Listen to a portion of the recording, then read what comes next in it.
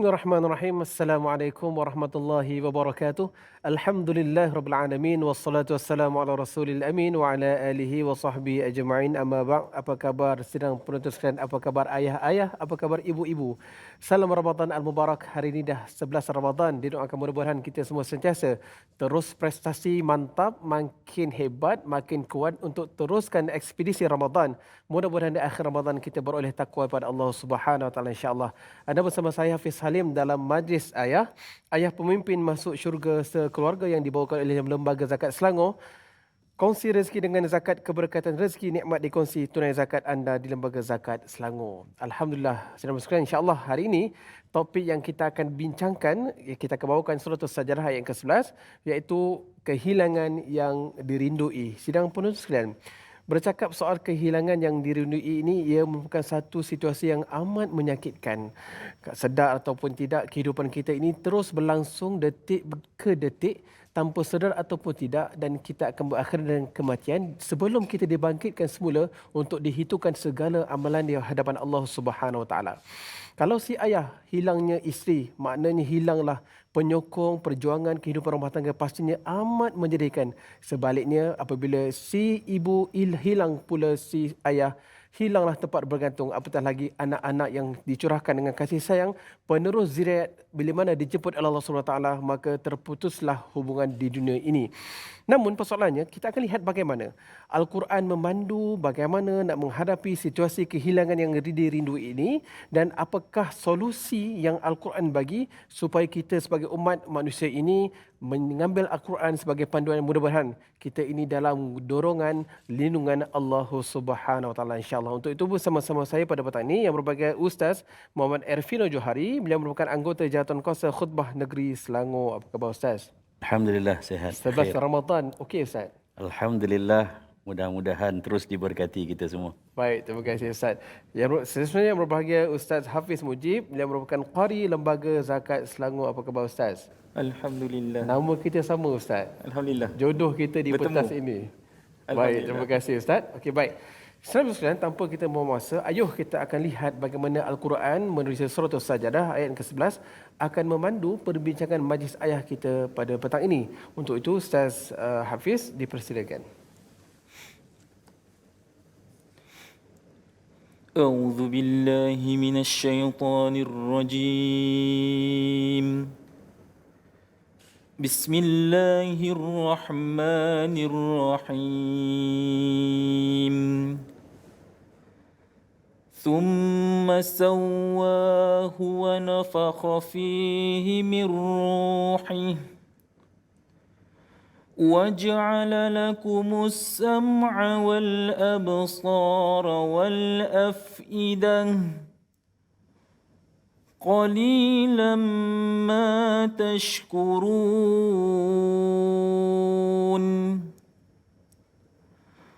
وقالوا أإذا ضللنا في الأرض أإنا لفي خلق جديد بل هم بلقاء ربهم كافرون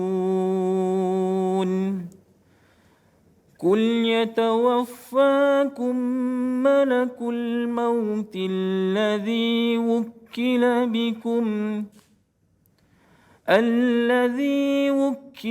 بكم ثم إلى ربكم ترجعون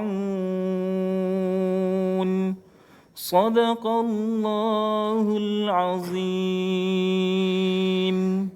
Kemudian dia menyempurnakannya dan meniupkan roh ke dalam tubuhnya, dan dia menjadikan pendengaran, penglihatan dan hati, tetapi sedikit sekali kamu bersyukur. Dan mereka berkata, apakah apabila kami telah lenyap hancur di dalam tanah, kami akan berada dalam ciptaan yang baru? Bahkan mereka mengingkari pertemuan dengan Tuhannya.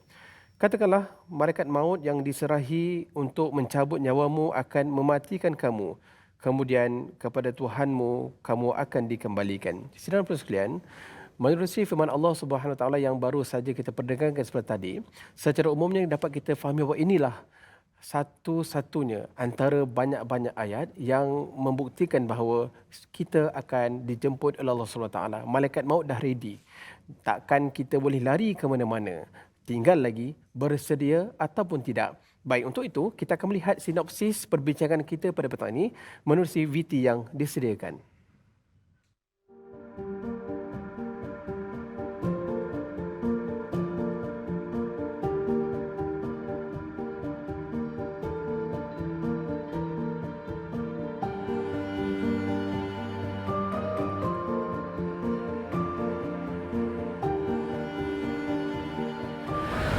Okey, benda pertama bila isteri saya meninggal, tu saya dah tak ada fikir benda lain dah. Sebab yang dah meninggal memang dah meninggal, dia dah pergi dah. Itu di luar orang kata saya punya bidang kuasa saya. Itu semua dah takdirkan macam tu. Jadi apa yang saya boleh fikir waktu tu adalah apa yang saya nak buat dengan anak-anak saya. Okey. Tapi saya ingat saya pernah bercerita dengan arwah isteri yang dia pun cakap kalau dia tak ada, besarkanlah anak-anak sendiri. Jadi bila dia tak ada tu, saya first thing dalam kepala, okey, anak-anak ni saya nak kena besarkan dia sendiri. Jadi bila mak saya di kampung minta nak ambil, waktu tu baby baru 7-8 bulan macam tu kan, dia kata mana boleh saya nak jaga macam tu kan. Tapi saya kata tak apa, ini amanah saya, tanggungjawab saya. Susah macam mana pun saya kena buat. Jadi saya besarkanlah. Saya ambil tanggungjawab tu, saya berhenti kerja dan saya full time jaga anak-anak saya.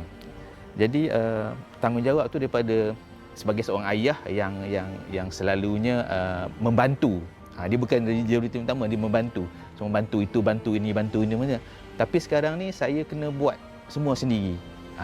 Bukan bantu lagi dah jadi orang kata rutin utama, kerja utama.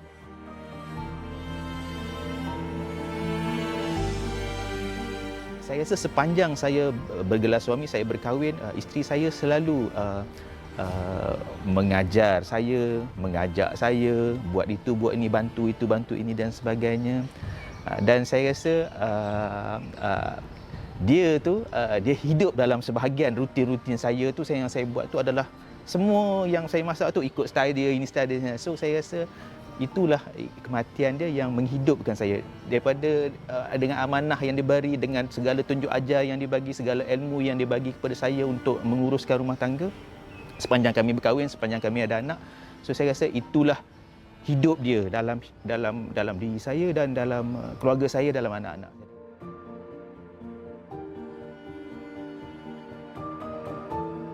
Okey, saya juga selalu orang kata menerima mesej-mesej, email apa semua daripada orang di luar, seperti ayah-ayah yang baru kematian isteri dia tu, macam mana nak buat, macam mana ni saya baru isteri meninggal bulan lepas, saya dengan anak dua orang, saya dah lost, saya itu, saya ini dan sebagainya. Dan saya selalu pesan satu benda, untuk kita yang diuji ni, tak kiralah lelaki atau perempuan, ibu atau ayah, jika kita kehilangan pasangan, benda pertama yang kita kena buat, dan itu yang saya rasa saya buat, adalah redha. Selagi kita tak redha, selagi kita fikir kenapalah Allah ambil laki aku, kenapalah dia ambil husband aku, kenapa dia ambil isteri aku, kenapa. Kalau kita dah bertanya, kita dah question, sebenarnya kita tak ada hak pun nak question Tuhan kenapa dia ambil suami atau isteri kita. Tapi bila kita redha, ya Allah, inilah kalau begitu yang takdirnya, begitulah yang kena ambil, jadi aku redha lah. So kata apa, aku redha benda ni.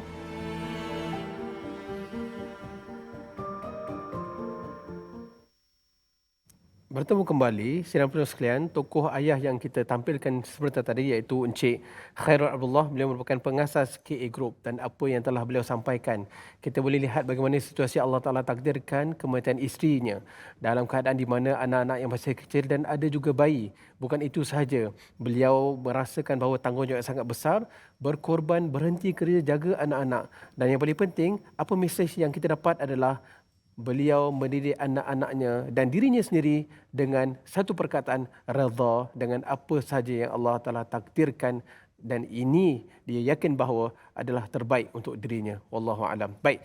Selanjutnya kita akan terus ke perbincangan kita pada malam ini yang bagi Ustaz Ervino berdasarkan situasi yang telah dikongsikan oleh Encik Khairullah ini dan kaitannya dengan surah As-Sajdah ayat 11 bercakap soal kematian. Apakah mesej yang nak cuba disampaikan melalui ayat ini? Silakan Ustaz.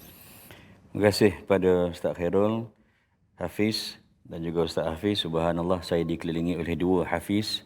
Hafiz ini maknanya menyimpan kebaikan, memelihara, menjaga. Saya terasa dikawal dan juga dipandu silia, subhanallah, di kanan dan kiri. Assalamualaikum warahmatullahi wabarakatuh. Alhamdulillah, thumma alhamdulillahi wa kafa. Wassalatu wassalamu ala rasulihil mustafa Sayyidina Muhammad wa ala alihi wa sahbihi ajma'in. Berdasarkan kepada pembukaan perkongsian kita, juga dapatan yang kita dapat menerusi tokoh bapa kita tadi, iaitu Encik Khairul Abdullah, Allah Subhanahu wa taala menyatakan dalam surah As-Sajdah 30 ayat, namun pada ayat yang ke-11, a'udzubillahi minasyaitonirrajim, qul yatawaffakum malakul maut alladhi wukkila bikum thumma ila rabbikum turja'un. Yang pertama, mesej yang ingin disampaikan berdasarkan ayat yang ke-11 ini ialah pertamanya, ayat 11 dalam surah As-Sajdah adalah merupakan satu daripada 332 tempat di dalam Al-Quranul Karim di mana Allah Subhanahu wa taala memasukkan dan juga meletakkan perkataan qul yang bermakna katakanlah. Ianya merupakan fi'il amar yang bersifat imperatif. Artinya terkandung di situ adanya arahan, adanya penegasan, dan setiap arahan itu mesti disekalikan dengan jalan untuk pengurusan. Lantas, ayat ini adalah merupakan ayat perintah ataupun arahan. Mesejnya kepada kita sebagai bapa ataupun kita sebagai ibu, kita juga sebagai anak-anak, arahan adalah merupakan suatu bentuk rantaian komunikasi yang memang akan sentiasa kita gelanggangkan di dalam keluarga. Kedua, bila Allah Subhanahu wa taala mulakan dengan lafaz qul, yakni katakanlah, khabarkanlah, maklumkanlah mereka, pastikan mesej itu sampai. Yang nak diberitahu kepada kita pertamanya adalah Allah memerintahkan baginda Rasulullah sallallahu alaihi wasallam untuk memperbetulkan persepsi, pandangan, tanggapan yang ada di kalangan orang-orang bukan Islam, khususnya mereka yang kufur terhadap Allah Subhanahu wa taala, tentang hakikat kehidupan sebenar, seperti yang dinyatakan oleh Ustaz Khairul Hafiz tadi, bahawa kematian itu adalah merupakan suatu yang pasti. Dan apabila ianya pasti, mestilah ada arahan-arahan, tugasan-tugasan yang perlu untuk diurus laksanakan di dalam kehidupan. Keduanya, menerusi perkataan yatawaffakum. Artinya Allah Subhanahu wa taala ini pada kalimah tawaffa itu maknanya wafat. Wafat ini merujuk kepada kematian, dan bila mati ini konsepnya adalah jasad berpisah dengan roh. Yang diambil itu oleh Allah dan diarahkan pada malaikat untuk pegang adalah roh. Jasad itu di tanah, ianya kalau digali semula kubur selepas beberapa ketika, maka kita akan nampak kesan alam terhadap bagaimana jasad atau tubuh luaran. Namun yang dipegang dan kemudian nanti akan dimasukkan semula ketika mana sangkakala ditiup kali yang kedua, roh itu agar manusia dengan jasad dan roh dapat merasakan sendiri hari pembalasan. Lantaran itu, tadabbur ayat kita, antara adabnya adalah dengan kita melihat siyak ayat yang terdahulu ataupun beberapa ayat sebelum daripada ayat yang ke-11, dan benar apa yang dibacakan oleh Al-Fadhil Qari kita Ustaz Hafiz tadi, bahawa Allah Subhanahu wa taala menyatakan pada ayat yang ke-9, "Tsumma sawwahu." Allah bentukkan ciptaan manusia. "Wa nafakha fihi min ruhihi." Allah masukkan ruh ke dalam diri manusia itu, dan kemudian dijadikan berperanannya as-sam'a, pendengaran, al-absar, penglihatan, al-afidah, dan juga hati. Qalilam ma tashkurun, tetapi tidak ramai di kalangan kamu yang mampu untuk bersyukur. Lantas konsep roh dimasukkan, pastinya juga dia akan ada penamat, iaitu roh itu ditarik keluar, dan yang ini mesti benar-benar dimaklumkan kepada manusia agar kita sebagai ayah atau kita yang punya jawatan latar belakang Pelbagai yang ada ini bersedia dengan apa yang pasti, iaitu kematian. Dan yang ketiganya, Allah menyatakan pada ayat yang ke-11, antara mesej besarnya adalah peranan yang dimainkan oleh para malaikat. Malaikat ini, dia tidak mengambil roh ataupun nyawa itu kerana dia hendak, tetapi berdasarkan kepada perintah Allah Subhanahu Wa Taala. Dia juga tidak tahu siapa hari ini yang akan dimatikan, yang diarahkan, kerana ia adalah merupakan perkara gaib yang hanya diketahui oleh Allah Subhanahu Wa Taala. Lantas kalau kita ambil dalam konteks kita sebagai ayah, peranan malaikat pada ayat yang ke-11 ini, pertamanya menunjukkan, wahai ayah, kita berkata pada diri kita sendiri ini, wahai ayah, kita ini bukan malaikat. Kita ini diarahkan oleh Allah, tetapi kita juga mempunyai kekurangan, kelemahan, kecacatan, tidak sempurna, kelekihan dalam pelbagai perkara. Namun arahan tetap arahan. Yang diarahkan pertamanya adalah ayah bertanggungjawab untuk memaklumkan kepada ahli keluarga dan juga kepada dirinya bahawa pertamanya hidup ini sifatnya sementara dan kematian itu adalah merupakan suatu yang pasti. Dan yang keempat, yang terakhir, boleh kita ambil secara ringkas mesej pada ayat yang ke-11 ini. Allah Subhanahu Wa Taala menitipkan pesan kepada kita yang membaca Al-Quran. Ayat 11 ini termasuk di antara ayat yang melibatkan tadbir urus ataupun pengurusan kehidupan kita itu sendiri. Lantaran itu, Allah yang berkuasa, Allah tahu bila nak dimatikan mana-mana di hamba-Nya. Allah boleh lakukan itu sendiri, tetapi ada peringkat, ada hierarki, ada tingkat pengurusan di mana Allah mengarahkan para malaikat. Malaikat maut ini, subhanallah, fungsinya dan seluruh malaikat yang menjaga manusia ini terletak di mana-mana. Mereka itu dalam keadaan siap siaga untuk menerima perintah Allah Subhanahu Wa Taala. Kesemuanya ini memberikan kepada kita makluman bahawasanya sebagai seorang ketua keluarga ataupun ayah, dalam konteks ini untuk kita faham ayat yang ke-11, fungsi kita pertamanya adalah untuk memaklum sebar dan juga mendidik kesuburan, keimanan, keyakinan, kefahaman orang-orang yang di bawah tanggungjawab kita tentang hakikat kehidupan itu sendiri, dan pasangan bagi hidup adalah kematian. Baik, terima kasih Ustaz. Cantik Ustaz mukadimah kita pada petang ini.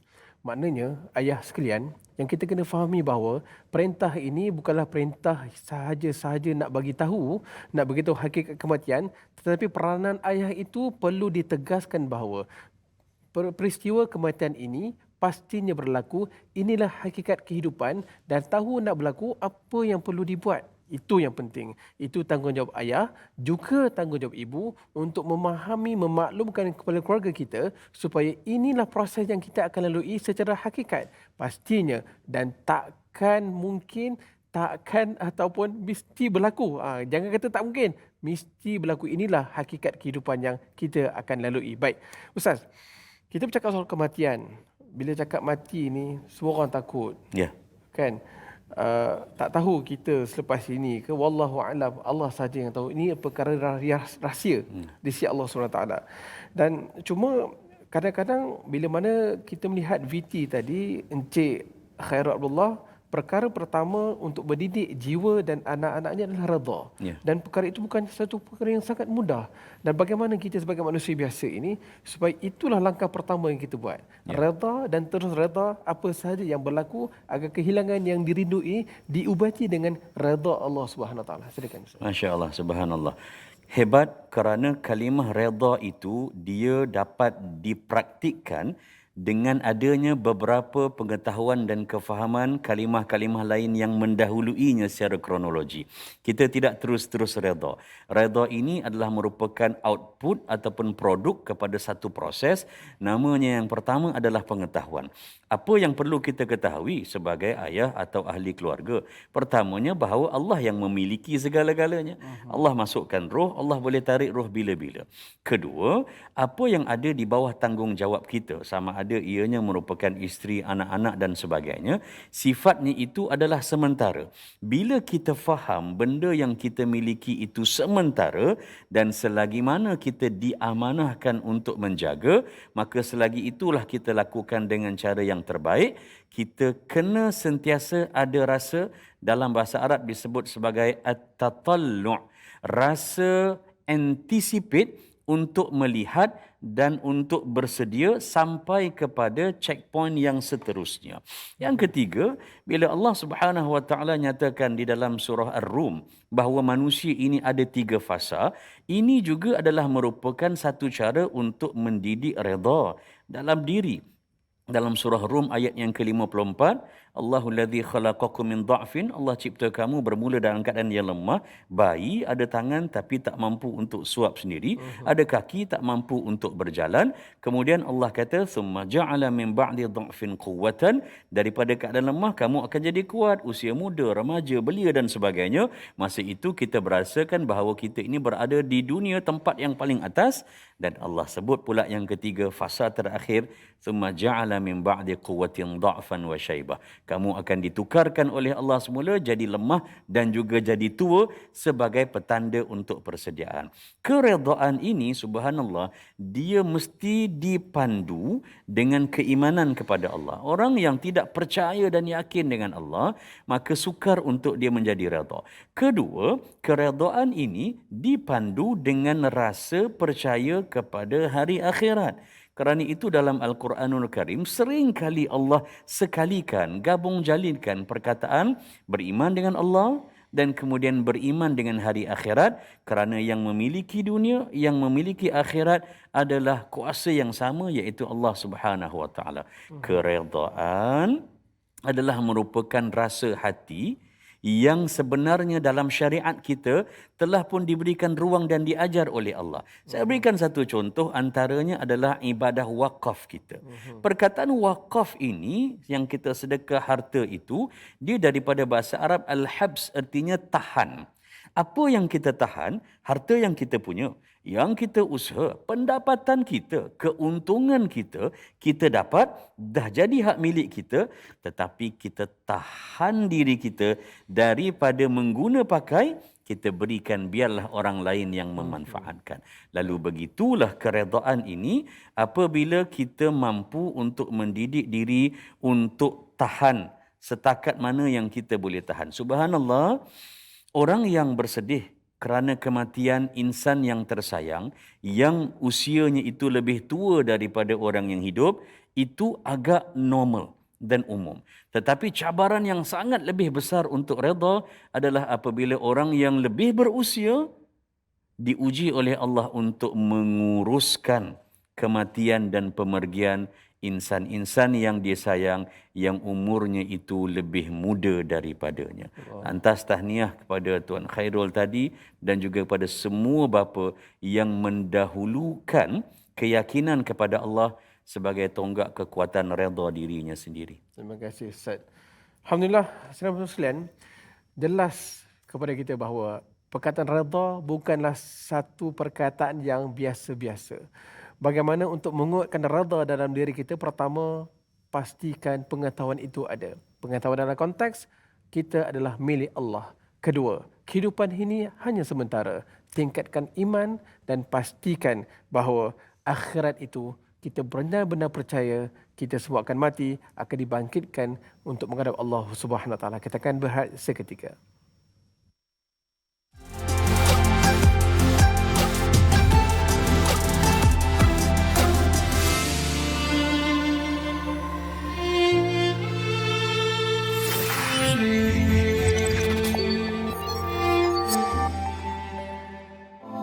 أستغفر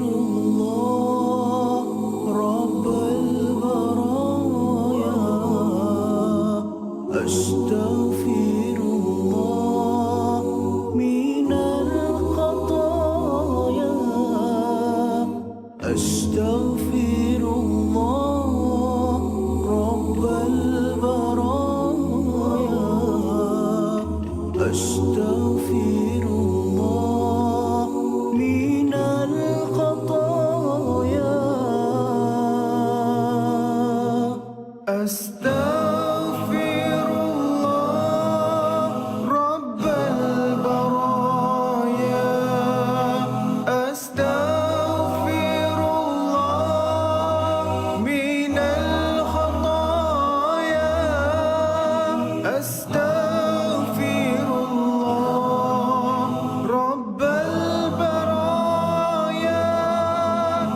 أستغفر الله من الخطايا.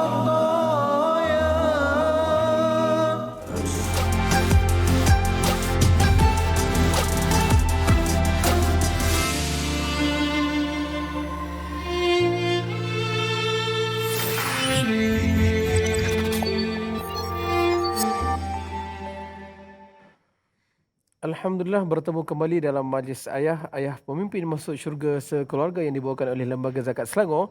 Kongsi rezeki dengan zakat, keberkatan rezeki nikmat dikongsi tunai zakat anda di Lembaga Zakat Selangor.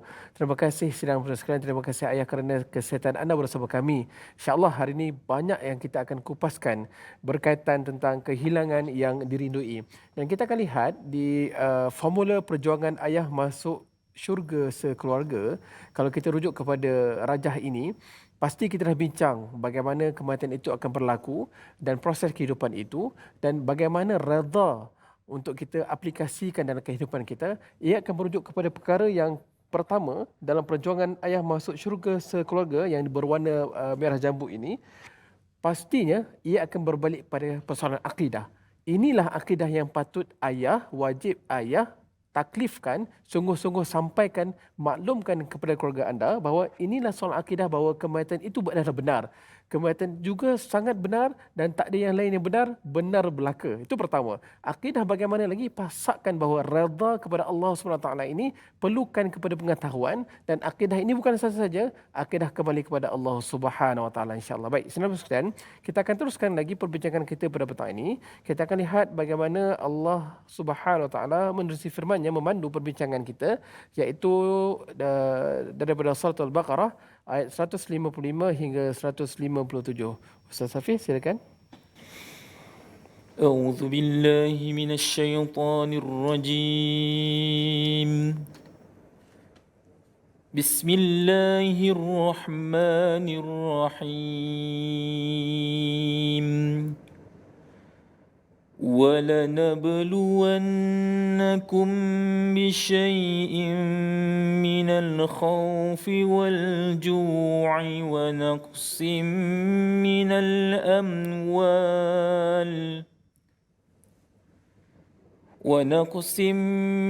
الأموال والأنفس والثمرات وبشر الصابرين الذين إذا أصابتهم مصيبة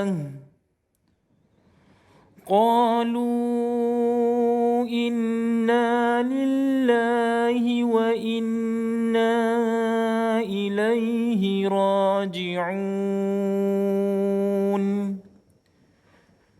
أولئك عليهم صلوات من ربهم ورحمة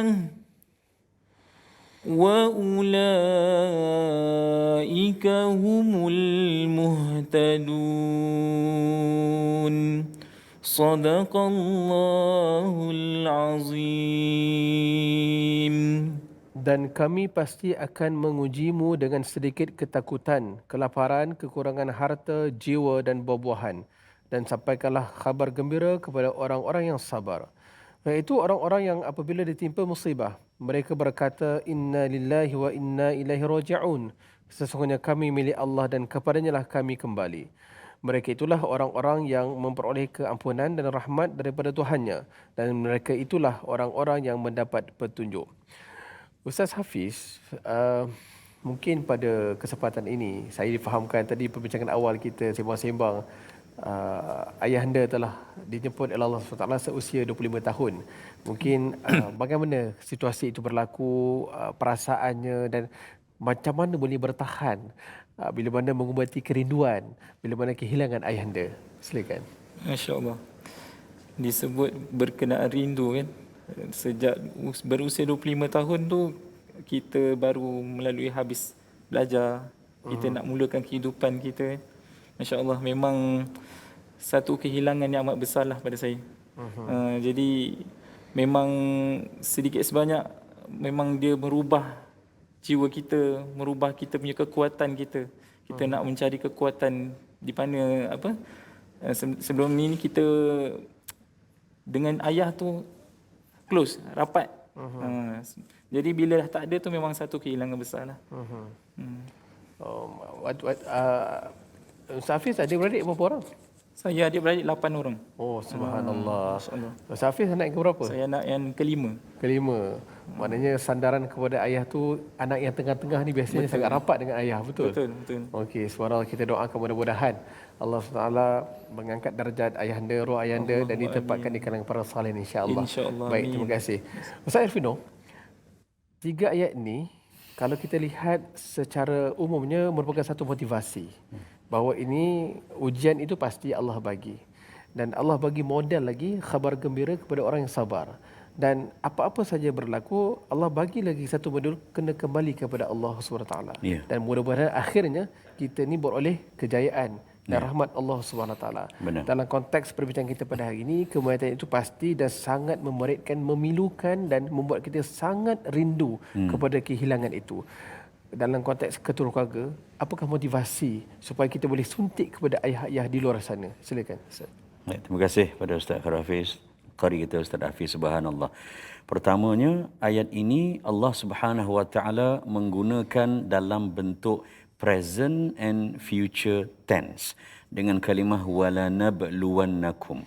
Pertama, ujian itu sifatnya berterusan, dia tidak akan berhenti kerana itu adalah merupakan janji dan juga merupakan kurniaan Allah Subhanahu Wa Taala. Sebagaimana Allah mengurniakan kepada kita ujian, Allah juga mengurniakan pelbagai rasa dalam diri kita, antaranya adalah rindu kepada ujian. Orang-orang yang hebat ini kadang-kadang bila kehidupannya itu semuanya tenang, tidak ada sebarang isu, tidak dibebani dengan perkara-perkara, sama ada bebanan dari sudut fikiran, tindakan dan sebagainya, dia akan rasa risau kerana seakan-akan ianya tidak dihiraukan, dipandang dan sebagainya.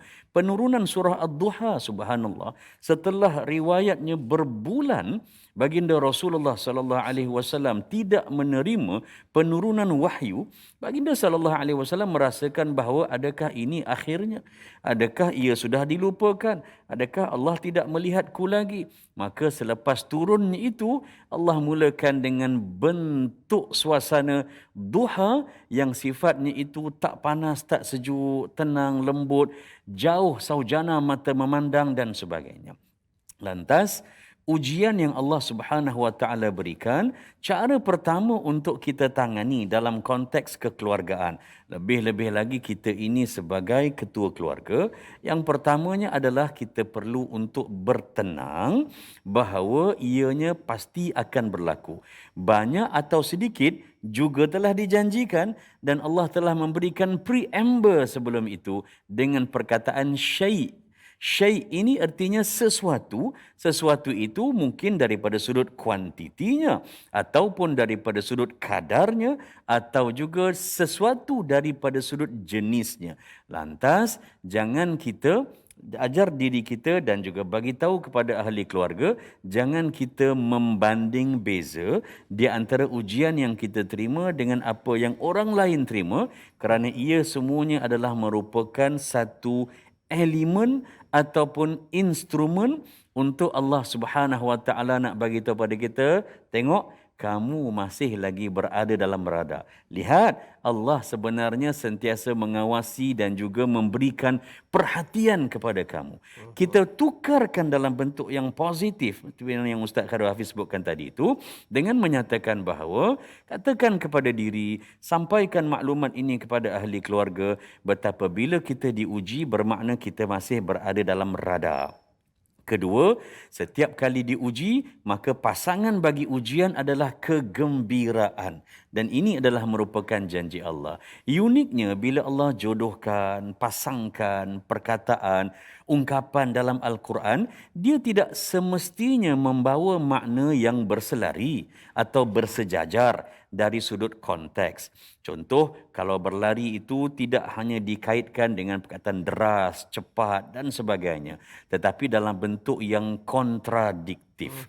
Antaranya adalah ujian, pasangannya gembira. Hidup, pasangannya itu adalah mati dan sebagainya. Ada tempat-tempat dan masa-masanya Allah jodohkan dan pasangkan nampak sama. Contoh bila sebut aqimus salah wa atuz zakah, solat dan zakat dua ibadah. Tetapi ada masanya seperti mana dalam konteks ujian ini, sifatnya Allah Subhanahu Wa Taala itu memberikan kita satu berada di hujung sini, tapi kita kena yakin dapat sahaja satu ujian, kesukaran, kesempitan, kerisauan, kelaparan, kekurangan, ketakutan, dia adalah menunjukkan bahawa pasangan bagi ujian dan kesusahan itu, iaitu kegembiraan, hanya berada di hujung selekoh dah dekat nak sampai kepada kita.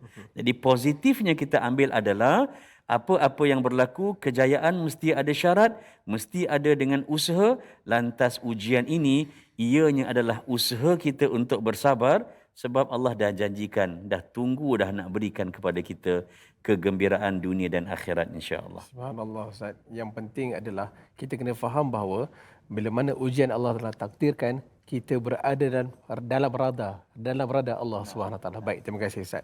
Ustaz, kematian dah berlaku. Situasi ini pasti berlaku dan kita lihat di luar sana macam-macam cara manusia ini menghadapi kerinduan, menghadapi kesedihan. Mungkin dengan melihat gambar lama-lama hilang ubat rindu. Kalau dengar lagu, oh inilah lagu yang isteriku selalu suka dengar. Akbar. Kalau tengok baju, inilah yang isteriku selalu pakai. Kalau pergi makan, inilah makanan kegemaran isteriku. Dalam konteks Islam, bagaimana? Mungkin ada modulnya Ustaz untuk kita mengubati rindu, mengubati sedih ini. Silakan Ustaz. Subhanallah, soalan yang sangat baik, malah sangat orang kata menyentuh perasaan. Yang pertama, kalau sekiranya kita jadikan apa-apa elemen yang dulunya dimiliki oleh insan yang tersayang dan Allah nak tunjukkan yang Allah lebih sayang, lalu Allah menjemput mereka lebih awal daripada kita, bajunya dan sebagainya, ia dibenarkan, diharuskan. Nabi Yaqub AS juga nak menunjukkan rindunya kepada Nabi Yusuf AS yang didakwa oleh adik-beradiknya itu telah mati dimakan oleh musang, serigala. Ia adalah merupakan satu cara dengan pegang baju dan sebagainya, ambil bau, itu adalah normal selagi mana ianya tidak mengatasi rasa yakin kepada Allah Subhanahu Wa Taala. Kedua, mengubat rindu ini, pertama saya lebih suka kepada frasa ataupun ungkapan bahawa untuk mengurus rindu. Ubat ni kadang-kadang kita gunakan sebab kita nak hilangkan benda itu daripada diri kita. Kita sakit, demam dan sebagainya, kita makan ubat, antibiotik, tujuannya nak buang, nak keluarkan, pisahkan diri kita daripada kesakitan ataupun jenis penyakit itu. Rindu ini kan kita hafal. Rindu itu adalah anugerah dari Allah. Dia adalah pemberian yang mesti kita hargai.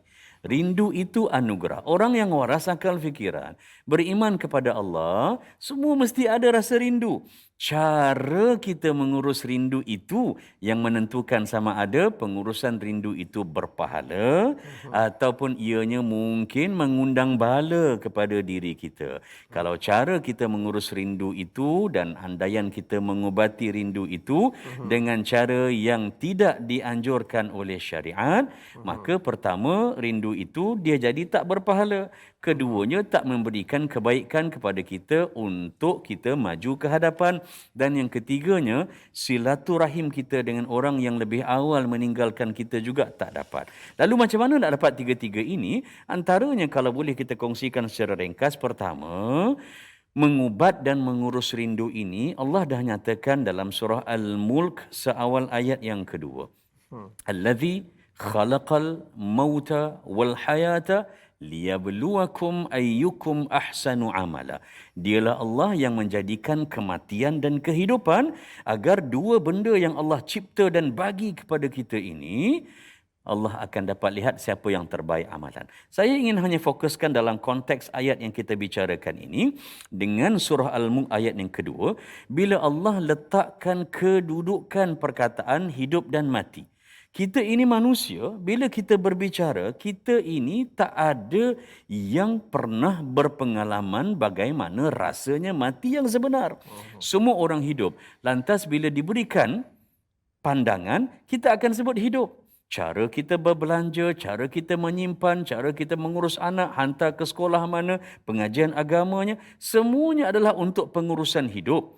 Kita tidak fikirkan ataupun melihat benda-benda yang bersifat umur al-ghaibiyah, benda-benda yang gaib itu sendiri. Lantas ayat yang kedua ni mengajar kita, pertama, lihat para pentadabbur sekalian, Allah mulakan dengan sebut al-mauta, mati dulu, baru sebut al-hayata. Sedangkan manusia ini umumnya dia akan fikir hidup dulu dan nanti baru mati. Yang ini Allah sebut mati dulu. Adakah berlaku kesilapan dalam susunan perkataan pemilihan huruf dalam Al-Quran? Jawapannya mustahil. Ada sebab kenapa Allah letakkan begitu. Antaranya ialah Allah nak tunjukkan yang dimaksudkan dengan perkataan al-mauta, kematian, itulah kematian. Al-hayata, iaitu kehidupan yang datang selepas mati, Allah merujuk kepada kehidupan di syurga yang kekal abadi. Selama-lamanya. Itu baru betul-betul hidup, bro. Kata orang. Itu baru benar-benar kehidupan sebab dia kehidupan yang tidak bertepi. Tetapi syarat untuk dapat hidup yang tidak bertepi dan selama-lamanya, semua orang mesti dimatikan terlebih dahulu. Baik, Ustaz. Rindu itu mesti kena ada. Kerana kita akan dikumpulkan semula bersama insan yang kita sayang. Itu dinyatakan banyak dalam Al-Quran. Tetapi terimalah prasyarat ini dahulu. Ini yang cara terbaik untuk mengurus dan mengubati rindu kita, insya-Allah. Terima kasih Ustaz. Kita dah bincang pasal kematian itu betul, benar. Kita dah bincang bagaimana motivasi itu. Dan kita bincang bagaimana nak mengubati rindu. Dan kita tahu Nabi pun juga berlaku peristiwa ini. Dan kita dah bincang juga kalaulah ini berlaku, apa yang persyaratan yang perlu dibuat. Now, Ustaz. Kita dah bincang panjang. Kita tahu mati itu benar. Apa yang tindakan yang perlu dibuat oleh si ayah? Kalau merujuk pada surah Tahrim, bila mana Allah sebut, ya ayyuhallazina amanu qu anfusakum wa ahlikum nara wa quduha an-nas wal hijarah 'alaiha malaikatun ghiladun syidad la ya'suna Allah ma amarahum wa yaf'aluna ma yu'marun. Dalam konteks ini, saya kira ini merupakan satu pelan tindakan si ayah. Perlu buat segera. Kematian hampir tiba. Silakan Ustaz. Baik. Sebagai seorang ayah, ketua keluarga, subhanallah, kita inilah nak tak nak ia tanggungjawab, kita lah yang akan paling banyak dipersoalkan dan sebagainya. Untuk kita menyediakan diri kita, menjaga, memelihara, itu juga imperatif ayat perintah, jaga, pelihara, pastikan dalam segenap sudut. Ibarat penglihatan kita ni yang hanya bersifat stereoskopik, takkan mampu untuk memperbetulkan, menegur anak, dan anak itu juga takkan selama-lamanya berada di hadapan mata kita. Seawal usia 13 tahun anak kita masuk sekolah asrama contohnya, anak itu sebenarnya dah keluar daripada rumah, dah jauh daripada kita. Apa yang boleh kita lakukan? Subhanallah, dalam Al-Quranul Karim mengajarkan kepada kita, bila sebut tentang ayah, dia ada dua kalimah, dua perkataan yang sentiasa diulang dalam Al-Quran.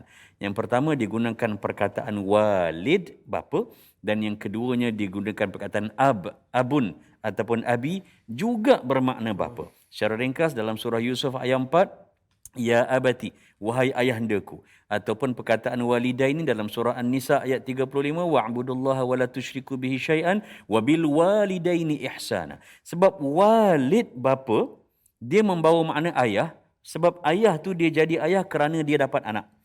Tetapi bila sebut abun ataupun abi, ayah yang mempunyai rasa untuk mentarbiyah, mendidik, menjaga, memelihara dan sebagainya. Lantas inilah subhanallah yang perlu untuk ada. Persediaannya adalah untuk menjaga dan mendidik kena ada ilmu. Ilmu itu juga berjalan berterusan. Semua ayah termasuk saya, kita ini ada konsep dan zaman kita panggil sebagai trial and error. Tak semua orang dapat anak pertama terus cantik, sempurna cara penjagaannya. Sentiasalah buka hati untuk terima ilmu, kaedah, idea, strategi, teknik keibubapaan. InsyaAllah kita menuju ke arah redha Allah dengan usaha itu. Alhamdulillah. Terima kasih Ustaz. Senang sekarang kita dah sampai penghujung dah ni. Banyak kita bincang. Mudah-mudahan ada keberkatan dan membuka hati, berjentik hati untuk kita sebagai ayah betul-betul ready dengan peristiwa yang bakal berlaku dan ke atas diri kita juga keluarga kita. Untuk itu Ustaz Hafiz, mari kita sama baca doa moga mendapat keberkatan kita pada petang ini. Silakan. A'udzubillahi minasyaitonirrajim. Bismillahirrahmanirrahim. Alhamdulillahi rabbil alamin wassalatu wassalamu ala asyrafil anbiya'i wal mursalin wa ala alihi wa sahbihi ajma'in. Allahumma inna nas'aluka ridhaka wal jannah wa na'udzu bika min sakhatika wan nar.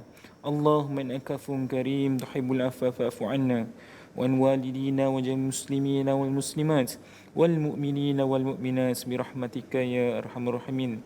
ربنا آتنا في الدنيا حسنة وفي الآخرة حسنة وقنا عذاب النار. وصلى الله على سيدنا محمد وعلى آله وصحبه وبارك وسلم. سبحان ربك رب العزة عما يصفون والسلام على المرسلين والحمد لله رب العالمين. تقبل منكم. Karim. Terima kasih Ustaz Rifino, terima kasih Ustaz Hafiz atas penjelasan pada petang ini. Selamat sekalian, alhamdulillah sudah selesai topik kehilangan yang dirindui pasti berlaku sangat memerikkan. Ayuh ayah bersedia pasakkan akidah dalam keluarga anda. Kebaikan itu pasti, sediakan ilmu, mudah-mudahan redha itu tersemat dalam diri kita, menjadi amalan kehidupan kita, mudah-mudahan kita sentiasa dalam rahmat Allah Subhanahu wa taala insya-Allah. Bertemu kembali. Assalamualaikum warahmatullahi wabarakatuh. Astaghfirullah rabbal baraya.